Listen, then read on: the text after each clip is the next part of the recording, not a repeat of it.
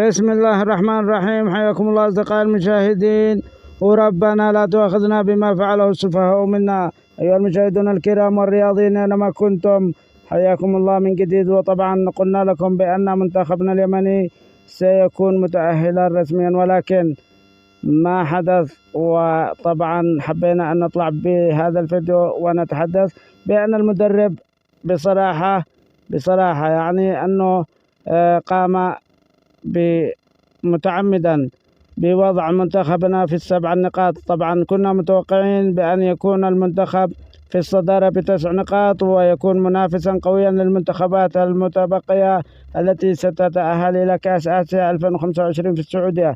طبعا كنا متوقعين بأن منتخبنا سيكون في الصدارة ويكون منافسا قويا، ولكن المدرب لعب المباراة بنوع من الاستهتار بالجمهور اليمني، كما شاهدتم في الشوط الثاني تمريرات قصيرة ما بين الدفاع والحارس والدفاع حتى ضاع الوقت.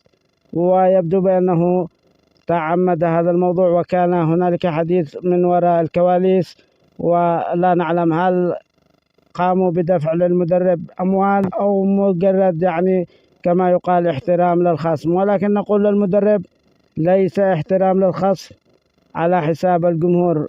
لدى المنتخب اليمني مشجعين وجمهور، وطبعا كنا متأملين بأن يفوز ب9 نقاط. ما حدث بأن المدرب جعل من المنتخب اليمني مهزلة، وجعله كمنتخب ضعيف وهزيل. وطبعا نحن نشكر اللاعبين، لأن اللاعبين كانوا يتمنون أن يلعبوا، ولكن هذه خطة المدرب، ونحن نعرف بأن كان هنالك اتفاق ما بين المنتخبين على التعادل، ولكن كنا نتوقع أن يكون هنالك أداء مشرف وقوي بأن منتخبنا هو المتصدر. طبعا تصدر المجموعة ب7 نقاط، ولكن بصراحة أنا لم يعجبني هذا اللعب.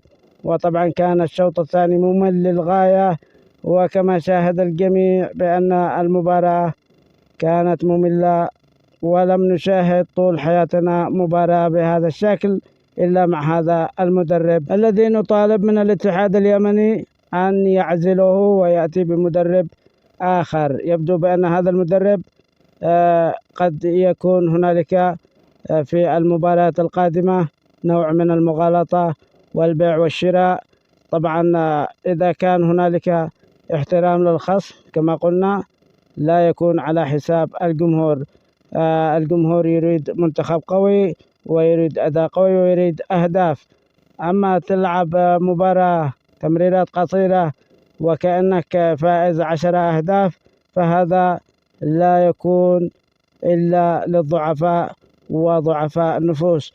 طبعا حبينا أن نطلع بهذا الفيديو ونتحدث، لأن المباراة بشكل خاص لم تكن لها قيمة ولا أداء ولا أي نوع من أنواع كرة القدم.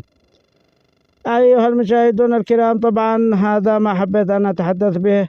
وطبعا نهنئ ونبارك لمنتخبنا اليمني والجمهور اليمني بهذا التأهل الذي كان تأهلا مملا ولا يليق بمنتخبنا الناشئين الذي عهدناه بالقوة وكثر الأهداف. دمتم ودام الوطن بألف خير. وطبعا إذا كان كلامي صحيح اكتبوا لي بالتعليقات، وإذا كان المدرب لا يناسب المنتخب في الاستحقاقات القادمة اكتبوا لنا في التعليقات، وآراءكم تهمنا.